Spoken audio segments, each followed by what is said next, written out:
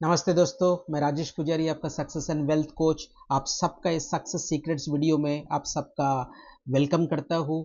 दोस्तों, आज हम बीइंग ए वेल्थ कोच, आज हम वेल्थ के एक सबसे इंपॉर्टेंट पैरामीटर है जिसको हम फिनेंशियल प्लानिंग कहते हैं। आज उसके बारे में हम डिस्कस करेंगे। सबसे बड़ा रिस्क जो आपके फिनेंशियल प्लानिंग में आएगा दोस्तों, वो है मेडिकल इमरजेंसी। आज दोस्तों मैं इस टॉपिक के ऊपर आपसे बात करना चाहूंगा। तो दोस्तों, मेडिकल इमरजेंसी को कहा जाता है कि ये एक सबसे बड़ा रिस्क है एक फिनेंशियल प्लानिंग के लिए। और जब अगर आपका फिनेंशियल प्लानिंग एकदम परफेक्ट रहा तो लाइफ में आपको कभी भी फिनेंशियली क्रंच नहीं आएंगे। तो दोस्तों, आज इसके बारे में थोड़ा समझते हैं। दोस्तों, जैसे आप जानते हो कि अगर कहा जाता है कि एक ह्यूमन बीइंग का सबसे बेसिक नीड्स क्या है, तो तीन बेसिक ह्यूमन नीड्स के बारे में आप जानते हैं। वो है रोटी, कपड़ा, मकान। एक चौथा बेसिक नीड है दोस्तों, जिसके बारे में अभी तक अवेयरनेस नहीं हुआ है। आज उस बारे में हम बात करेंगे, समझेंगे कि क्या है ये चौथा बेसिक नीड। अगर ये नहीं हुआ तो लाइफ कभी भी हमारा इजी नहीं चलेगा, वो हमेशा हर्डल से भरा हुआ होगा। Let's go through it. तो दोस्तों, मेडिकल इमरजेंसी के बारे में जब हम बात करते हैं तो हर एक पर्सन को ऐसा लगता है कि मेडिकल इमरजेंसी उसे जरूरत नहीं है, सामने वाले को जरूरत है, उसे जरूरत नहीं है। क्योंकि जब मेडिकल इमरजेंसी के बारे में जब आपका थॉट्स आती है तो ऐसे थॉट आती है आपके जैसे कोई भी मेडिकल इमरजेंसी आएगा तो मैं उसको आसानी से संभाल पाऊंगा क्योंकि मेरे पास बहुत पैसा है। लेकिन दोस्तों, कभी आपने सोचा है कि मेरे पास बहुत पैसा है, right? कितना अमाउंट तक आप खुद बेयर कर सकते हो? जब 50,000, 1 लाख, 2 लाख रुपए तक का कभी भी मेडिकल इमरजेंसी की कॉस्टिंग खर्चा हो जाता है, उतना तो आप मैनेज कर पाते हैं। पर कभी आपने इमेजिन किया, कभी वही कॉस्टिंग अगर बढ़कर 10 लाख, 15 लाख, 20 लाख हुआ तो क्या ये सवाल आप कर सकेंगे? नहीं ना। तो दोस्तों, मेडिकल इमरजेंसी के वक्त इसका कॉस्टिंग संभालना आपको डिफिकल्टी में जाएगा। दूसरा, आप सोचते हैं कि मैं बहुत मेडिकली फिट हूं, राइट, मैं रेगुलर एक्सरसाइज करता हूं, मैं परफेक्ट डाइट फॉलो करता हूं, मुझे मेडिकल इमरजेंसी का कोई ज्यादा वरी नहीं है। पर दोस्तों, रीसेंट हैपनिंग आपने बहुत सारे लोग देखे होंगे जो रेगुलर जिम जाते हैं, रेगुलर एक्सरसाइज देते हैं, और वो 30, 35, 40, 45 के एज में वो एक्सपायर हो गए ड्यू टू हार्ट अटैक। इतना ख्याल रखने के बाद भी दोस्तों, कभी आपने सोचा है ये सब क्यों होता है? दोस्तों, एक सिंपल लैंग्वेज में अगर आप समझे तो दोस्तों, राइट फ्रॉम मॉर्निंग से लेके नाइट तक, सुबह से लेके रात तक, जो भी हम सुबह से खाते पीते हैं, राइट, भले ही वो पानी हो, वो दूध हो, वो अंडा हो, वो सब्जियां हो, वो फल हो, आप जो भी सुबह से शाम तक खाते हैं, क्या वो ऑर्गेनिक खाते हैं? नहीं ना दोस्तों। हम आज के तारीख में हम जो भी सुबह से शाम तक खाते हैं वो पूरे अनऑर्गेनिक है, पूरे केमिकल से भरे हुए। कभी आपने सोचा दोस्तों कि जो सब्जियां या फल हम खाते हैं, हमने तो हमारे किताबों में पढ़ी थी कि फल जो है एक सीजन के हिसाब से वो फल आता है। पर आज के तारीख में आप देखें कि कोई भी फल कोई भी सीजन में मिलता है, और अगर उसके साइज भी देखें तो बड़े बड़े साइज के फल, कलरफुल, मतलब फुल ऑफ कलर के फ्रूट्स भी अगर आपको दिखाई देते हैं। और हम भी इतने बेवकूफ है कि हम भी जब फल लेने जाते हैं तो जिसका कलरफुल, जो सबसे ज्यादा ग्रीन या सबसे ज्यादा रेड दिखता है, हम उसी को लेते हैं, या जिसके सबसे बड़ा साइज दिखता है हम वही फल को हमारे घर पे लेके आते और खाते हैं। दोस्तों, ये सारे इंजेक्टेबल फ्रूट्स है और हम सब सुबह से शाम यही कंज्यूम करते हैं। तो मेरे कहने का मतलब ये है दोस्तों, ये जब हम सुबह से शाम तक सारे अनऑर्गेनिक केमिकल भरे हुए फल या सब्जी कुछ भी खाते हैं, ये सारे केमिकल्स किधर जा रहे हैं? शरीर में जा रहे हैं। आज शरीर को उसका एहसास नहीं हो रहा है क्योंकि आपका इम्यून सिस्टम स्ट्रांग है। जो दिन आपका इम्यून सिस्टम कमजोर पड़ेगा तो बीमार होने चालू हो जाएंगे। इसलिए कहा जाता है कि जब डायबिटिक होता है तो मल्टीपल कॉम्प्लिकेशन सबको स्टार्ट होने लग जाता है। दोस्तों, यही रीजन है कि आज इंडिया में हम हर चीज में नंबर वन है। हम डायबिटिक में नंबर वन है, हम हार्ट अटैक में नंबर वन है, हम कैंसर में नंबर वन है। हर बीमारी में हमने नंबर वन बनने का डिसाइड कर लिया है और हम नंबर वन बनते जा रहे हैं, राइट, क्योंकि हम सब कुछ केमिकल से भरा हुआ चीज खा रहे हैं। आगे बढ़ते हैं दोस्तों, कुछ स्टैटिस्टिक के ऊपर बात करते हैं जो मैं आपको अभी स्लाइड में दिखा रहा हूं दोस्तों। एट टिल एज 70 पहुंचते पहुंचते ऐसे बहुत सारी बीमारी है जो मेल और फीमेल को होती है, जिसमें करीबन 21% मेल एंड 20% फीमेल को कैंसर की शिकायत होती है इंडिया में। अगर मैं हार्ट अटैक की बात करें, करीबन 12% मेल एंड 4% फीमेल को हार्ट अटैक की चांसेस हो जाती है। स्ट्रोक की अगर बात करें तो 4% मेल एंड करीबन 12% फीमेल को स्ट्रोक की शिकायत होती है। और अगर मैं क्रिटिकल इलनेस की बात करें तो करीबन 14% मेल और फीमेल को क्रिटिकल इलनेस की शिकायत होती है जब वो 70 तक की उम्र में पहुंचते हैं। दोस्तों ये तस्वीर अगर आप देखते हैं तो आप ये सब लोगों को तो जानते ही हैं, इसमें और भी बहुत सारे नाम आपने देखे होंगे जहां पे नाम मैंने लिखा हुआ है, जैसे इरफान खान हुआ, सोनाली बेंद्रे हुआ, युवराज सिंह हुए। ये कई पर्सनालिटीज है जिन्होंने फिनेंशियल क्रंच को महसूस किया है। इनमें बहुत सारे ऐसे लोग भी थे जिनके पास पैसा नहीं था और फिनेंशियल क्रंच को हिट किए अपने इलाज करने के लिए, यानी कि उनके पास भी सफिशिएंट अमाउंट नहीं था कि अपने इलाज कर पाए। दोस्तों ये क्यों होता है? जैसे आप देखते हो दोस्तों, अगर मैं बाकी सारे कंट्रीज के बात करें, उनके मेडिकल हेल्थ इंश्योरेंस का पूरा खर्चा गवर्नमेंट संभालता है। बट अगर अपना देश में हम बात करें तो करीबन, अगर 2012 का अगर मैं बात करूं तो करीबन 60% एक्सपेंसेस जो भी है ये आउट ऑफ पॉकेट एक्सपेंसेस गया है। यानी कि जब भी मेडिकल हेल्थ इंश्योरेंस या मेडिकल इमरजेंसी आती है तो 60% जो अमाउंट है ये अपना पॉकेट से जाता है। अगर बात करें 2015 में 70% जो अमाउंट है ये आउट ऑफ पॉकेट एक्सपेंसेस गया है। और यही अगर 2022 की आज बात करें तो करीबन 80-85% लोग जो है मेडिकल हेल्थ इंश्योरेंस का जब बात करें या मेडिकल इमरजेंसी का बात करें तो अपने जेब से पैसा निकाल के खर्चा करते हैं, क्योंकि हमारे देश में अभी भी हेल्थ इंश्योरेंस का अवेयरनेस नहीं हुआ है। दोस्तों ये हमारा दुर्भाग्य है। कुछ स्टैटिस्टिक के ऊपर अगर हम बात करें दोस्तों, 71% ऑफ डेथ जो इंडिया में हो रहा है वो कैंसर, हार्ट अटैक और स्ट्रोक की वजह से हो रहा है। अगर मैं ट्रीटमेंट का कॉस्ट पकड़ूं तो छोटा से छोटा ट्रीटमेंट, इंक्लूडिंग अगर मैं हार्ट रिलेटेड ट्रीटमेंट भी अगर मैं बात करूं तो 3 लाख रुपए से लेकर 7 लाख रुपए तक का खर्चा होता है। और यही चीज को अगर मैं बड़ी बीमारी की बात करूं जहां पे क्रिटिकल इलनेस हो या कोई भी बड़ी बीमारी जैसे कैंसर हो तो मिनिमम जो भी खर्चा है वो 15 लाख रुपए से लेके करीबन 40-45 लाख रुपए तक होता है। अगर मैं ऑर्गन ट्रांसप्लांट की बात करूं तो 40 लाख रुपए से लेके 60 से 70 लाख रुपए तक का भी खर्चा ऑर्गन ट्रांसप्लांट में होता है। जो एक आम आदमी इसका इलाज करने में, राइट, उसे ऑप्शन ही नहीं है, उसे अपना प्रॉपर्टीज तक बेचना पड़ता है इसके इलाज करने के लिए।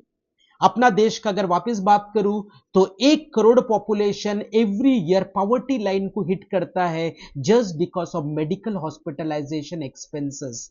85% ऑफ वर्किंग पॉपुलेशन ऐसे है जिनके पास इंस्टेंट मनी नहीं है कोई भी मेडिकल इमरजेंसी को संभाल पाए। 14% लोग ऐसे हैं जिसके पास ट्रीटमेंट के लिए पैसा भले ही हो लेकिन वो भी फिनेंशियल क्रंच को हिट करते हैं। और अगर मैं सिर्फ 1% पॉपुलेशन ऐसे है दोस्तों अपने देश में जिसके पास इनाफ मनी है कि कोई भी मेडिकल इमरजेंसी को वो संभाल पाए है फ्रॉम देयर पॉकेट एक्सपेंसेस। दोस्तों 60% ऑफ हॉस्पिटलाइजेशन इंडियन, अगर हम इंडियन का बात करें तो 60% पॉपुलेशन ऐसे है दोस्तों जिन्हें अपना मेडिकल का हॉस्पिटलाइजेशन का खर्चा संभालने के लिए अपने दोस्तों, सगे संबंधियों से पैसा मांगना पड़ता है इलाज के लिए, या उसे अपना कोई ना कोई एसेट, वो गोल्ड हो, प्रॉपर्टी हो, म्यूचुअल फंड, शेयर्स, कोई भी एसेट हो या प्रॉपर्टी तक बेचना पड़ता है अगर बड़ी से बड़ी बीमारी कैंसर जैसे भी अगर हो जाए तो दोस्तों ऑप्शन क्या है हमारे पास? आप समझ तो गए कि नीड क्या है, मेडिकल इमरजेंसी को कवर करना चाहिए, ये आप समझ तो पाए। बट क्वेश्चन आता है इसको हम कवर कैसे करें, हमारे पास ऑप्शंस क्या क्या है। सबसे पहला ऑप्शन, जब भी कोई मेडिकल इमरजेंसी आए तो हमारे पास सबसे पहले ऑप्शन जो होता है हमारे बैंक अकाउंट में जो सेविंग अमाउंट पड़ी है। दोस्तों अगर मिडिल क्लास या अपर मिडिल क्लास अमाउंट की बात करें तो किसी के भी बैंक अकाउंट में 50,000 से लेके लाख से 1.5 लाख रुपए, इससे ज्यादा अमाउंट नहीं होती है जिसे हम इमरजेंसी फंड करके बोलते हैं, जो हमारे पास रहते हैं। सेकंड अगर मैं बात करूं दोस्तों, सबसे पहला हम अपने सेविंग अकाउंट को ब्रेक करते हैं। दूसरा, कोई भी हॉस्पिटलाइजेशन में अगर मेडिकल इमरजेंसी आए तो हमें सेकंड जो होता है, जो एक्सपेंसेस जो हम एक्सपेंसेस को पूरा करने के लिए जो हम यूज करते हैं वो है सेविंग अकाउंट के बाद हमारे एफडी। राइट, तो हम हमारे जो भी एफडी हमने बनाया, हमारे बच्चों के एजुकेशन, मैरिज या अपना कोई सपने के लिए, हम उस एफडी को मिड में ही ब्रेक कर देते हैं। राइट, सेकंड तीसरा ऑप्शन है हमारे पास, हम कोई ना कोई लोन लेने की कोशिश करते हैं मेडिकल इमरजेंसी को फुलफिल करने के लिए। चौथा, सबसे इजीएस्ट जो चीज है जो आम आदमी, जो हर पर्सन करता है, वो है अपना जो गोल्ड है, राइट, जो सोना जो बनाया है हमारे लिए, या मैं इस तरह से कहूंगा, जब शादी होती है तो शादी में जो हमारे सगे संबंधी, जो अपने परिवार, अपने माता पिता हमें जो भी गोल्ड ऑर्नामेंट्स या जो भी देते हैं, वो गोल्ड हमें इसलिए देते हैं, वो अपने प्यार से, राइट, जो अपने बच्चियों को देते हैं। हम उस अपने मेडिकल इमरजेंसी के टाइम पे हॉस्पिटलाइजेशन का खर्चा संभालने के लिए हम हमारे उस गोल्ड को गिरवी रखते हैं। दोस्तों, आज भी आप कोई भी एचडीएफसी हो गोल्ड लोन के ऑफिस में जाके चेक करिए या मुथूट फाइनेंस के ऑफिस में जाके चेक करिए, आप देखेंगे कि 99% जो भी अमाउंट जो गोल्ड लोगों ने गिरवी रखा है, एक ही रीजन की वजह से दोस्तों वहां पे गिरवी रखा है, वो है हॉस्पिटलाइजेशन का खर्चा। दोस्तों, क्या हमने ये गोल्ड अपने परिवार में, अपने close and near dear one को ये गोल्ड हमने इसलिए दिया था कि एक दिन हमें जरूरत पड़ेगी और वो गोल्ड को हमें गिरवी रखना पड़ेगा और हमारे मेडिकल के एक्सपेंसेस संभालने के लिए? नहीं ना। बट हमारे पास ऑप्शन ही नहीं है, इसलिए वो हम करते हैं। चौथा ऑप्शन हम क्या करते हैं कि हमारे कोई भी म्यूचुअल फंड से, हमारे शेयर से जो भी हमने बनाया हमारे फ्यूचर के लिए, उस सबको हम बेच देते हैं।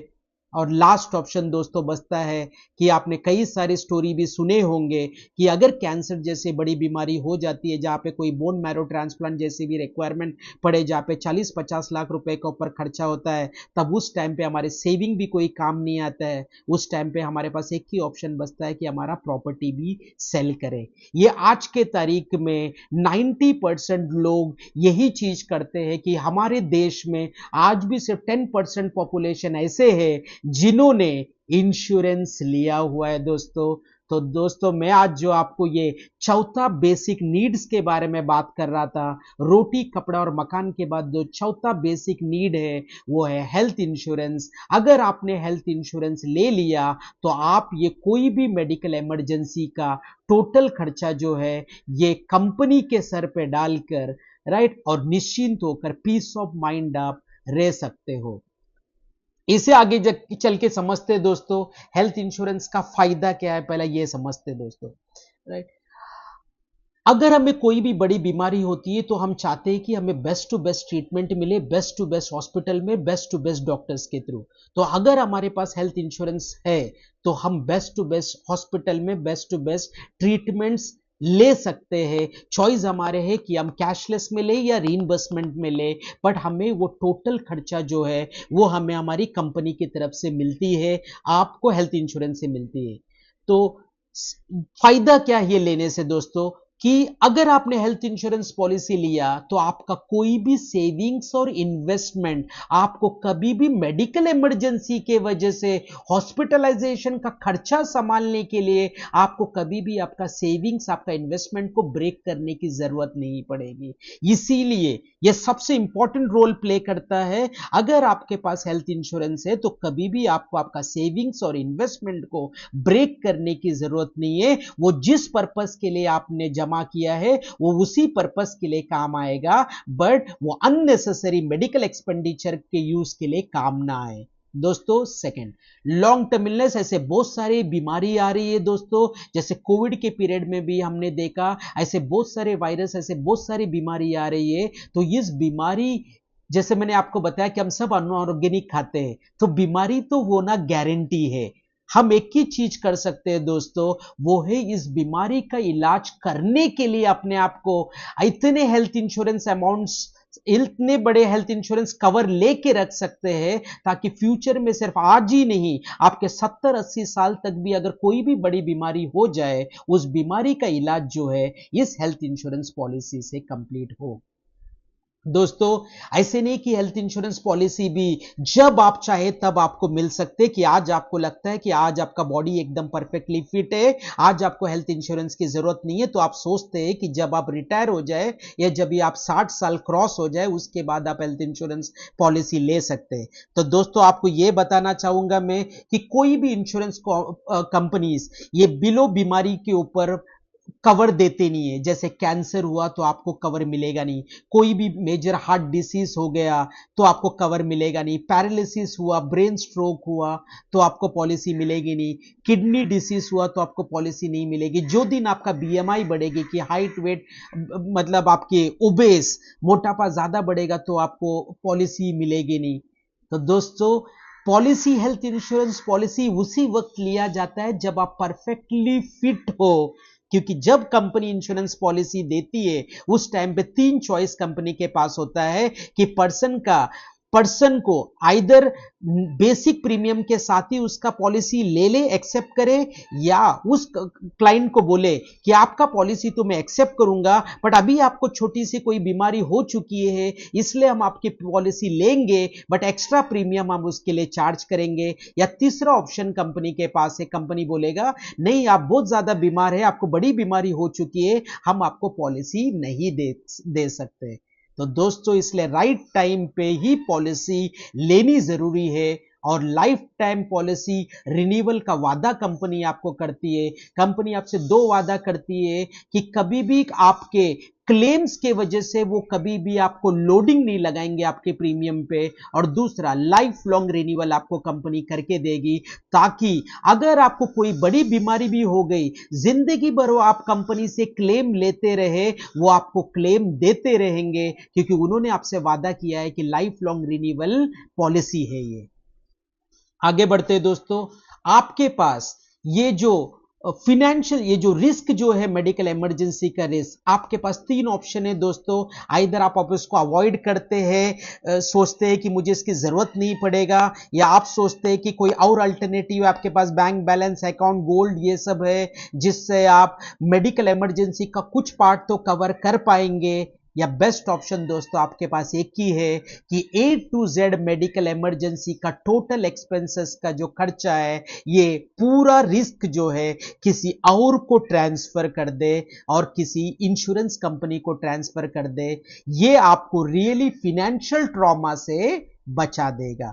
तो दोस्तों अगर आपको पीस ऑफ माइंड चाहिए, अगर आपको फिनेंशियल ट्रॉमा से बचना जरूरी है, तो मेडिकल इमरजेंसी तो गारंटी है, और ये मेडिकल इमरजेंसी से बचने के लिए आपके पास हेल्थ इंश्योरेंस रहना बहुत जरूरी है। ट्रांसफरिंग ऑफ रिस्क कैसे होता है? एक सिंपल वे है जहां पे इंश्योरर जो है ये रिस्क को ट्रांसफर कराते हैं। जैसे मैं बताता हूं आपको कि हर एक इंसान एक छोटी छोटी प्रीमियम का रकम भरता है एवरी ईयर, ताकि किसी भी बंदे को कोई भी साल में अगर हॉस्पिटलाइजेशन का मेजर खर्चा की जरूरत पड़ती है तो सब लोग ने जो भी प्रीमियम भरा है वो उस पर्टिकुलर इंसान को वो बेनिफिट मिलता है, और एक बड़ा रकम वो हॉस्पिटल के खर्चा के लिए जरूरत यूज कर लेता है। ये जरूरत जब तक हमें ना पड़े तो और भी अच्छी बात है, हम तो दुआ करेंगे कि हम कब बीमार ना पड़े, राइट, और हमारे जो हम प्रीमियम भरते ये और किसी का काम आए। बट खुदा ना खास्ता कल अगर हम बीमार पड़ भी जाते हैं और मेजर हॉस्पिटलाइजेशन का खर्चा भी अगर लगे तो ये टोटल पैसा जो है ये लोगों ने जमा किया हुआ पैसा हमें काम आ जाता है।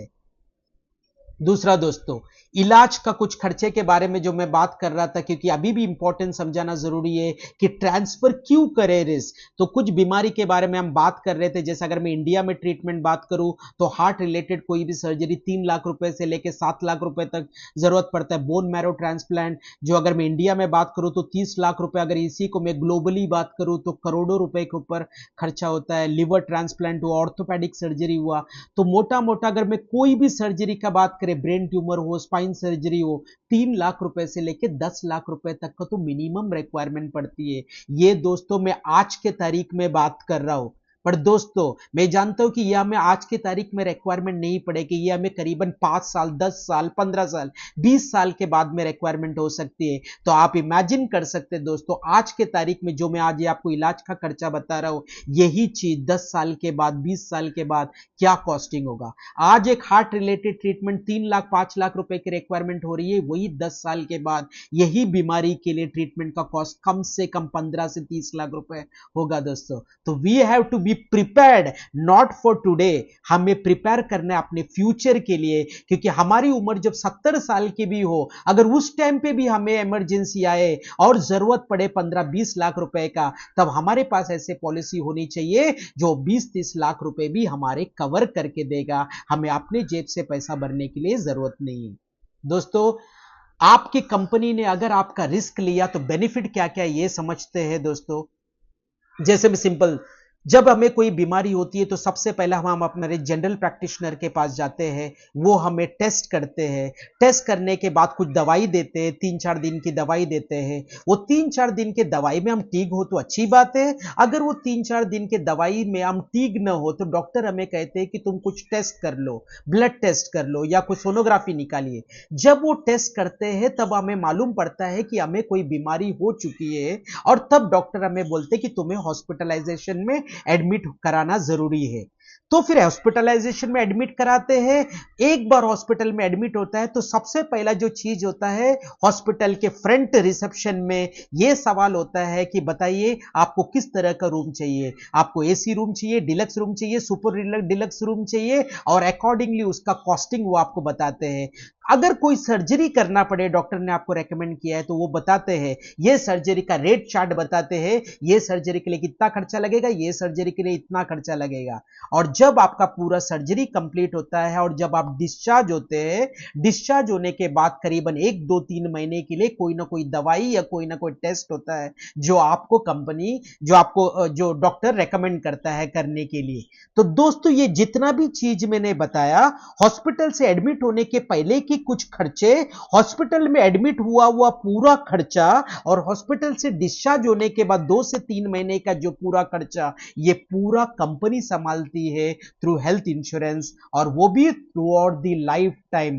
पॉलिसी लाइफ लॉन्ग रिन्यूअल है, मीनिंग हम 100 ईयर तक भी अगर जिए तो 100 ईयर तक पॉलिसी कंटिन्यूएशन रहता है, प्रोवाइडेड उसके लिए जो हर सालाना प्रीमियम जो आपको भरना है वो आप टाइमली विदाउट डिले जो है अपने ड्यू डेट से पहले अपना प्रीमियम को भरते जाए, राइट। तो दोस्तों ये रहा, मतलब तो मुझे ऐसा लगा दोस्तों कि अगर मैं आपको बीइंग ए वेल्थ कोच, अगर मैं आपको कुछ गाइड करूं तो सबसे पहला मैं आपको इन्वेस्टमेंट के अलग अलग ऑप्शंस के बारे में ना सीखा हुआ ऐसे क्या ऑप्शन है जिसमें आप मेजर रिटर्न्स दिखाए। मेरा इंटेंशन था कि आपको पहले वो बताओ कि जितना भी आप इन्वेस्टमेंट करें, इन्वेस्टमेंट करने से सबसे पहला चीज है आपका फिनेंशियल पिरामिड है, वो है जो कवर है, जो कवर लेना जो सबसे ज्यादा जरूरी है। ऐसे 3 कवर जो हमेशा हम बात करते हैं जो आपके पास रहना चाहिए। एक है टर्म इंश्योरेंस जो आप लाइफ इंश्योरेंस कंपनी से ले सकते हो, वो आइडियली देखा जाएगा तो आपके ह्यूमन लाइफ के वैल्यू के हिसाब से जितना आप सालाना कमाते हैं कम से कम उसका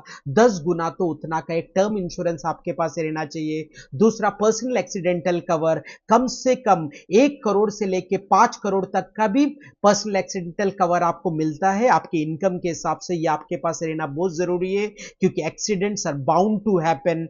तीसरा जो है वो है मेडिकल इमरजेंसी। ये 3 दीमक है दोस्तों, जहां पे ये 3 दीमक जब भी आपका सेविंग्स और इन्वेस्टमेंट में बैठे तो ये रातों रात आपका पूरा सेविंग्स और इन्वेस्टमेंट को जीरो बना सकता है। तो दोस्तों ये 3 दीमक जिसको हम बोलते हैं कि डेथ, डिसीज एंड डिसेबिलिटी, ये तीनों को कवर करने के लिए दोस्तों आपके पास इंश्योरेंस कवरेज होना जरूरी है। तो सबसे पहला प्रायोरिटी आपके फाइनेंशियल प्लानिंग में बनाइए, वो है हेल्थ इंश्योरेंस, लाइफ इंश्योरेंस और पर्सनल एक्सीडेंटल कवर लेना। दोस्तों अगर आपको मेरा वीडियो इंफॉर्मेटिव लगा, नॉलेजेबल लगा, और दोस्तों तो रिक्वेस्ट है आप लोगों को कि आप लोग प्लीज ये चीज पे इसको अमल में लेके आइए, और मेरे अगर वीडियो अगर आपको पसंद आए तो प्लीज लाइक कीजिए, शेयर करिए, सब्सक्राइब कीजिए, ताकि आगे ऐसे इंफॉर्मेटिव वीडियोस जो आपको वेल्थ आपको एक्युमुलेट करने का सही तरीका जो मिल पाए वो मैं आपको बताऊं, right. Thank you very much for attending this video. Thank you. All the best.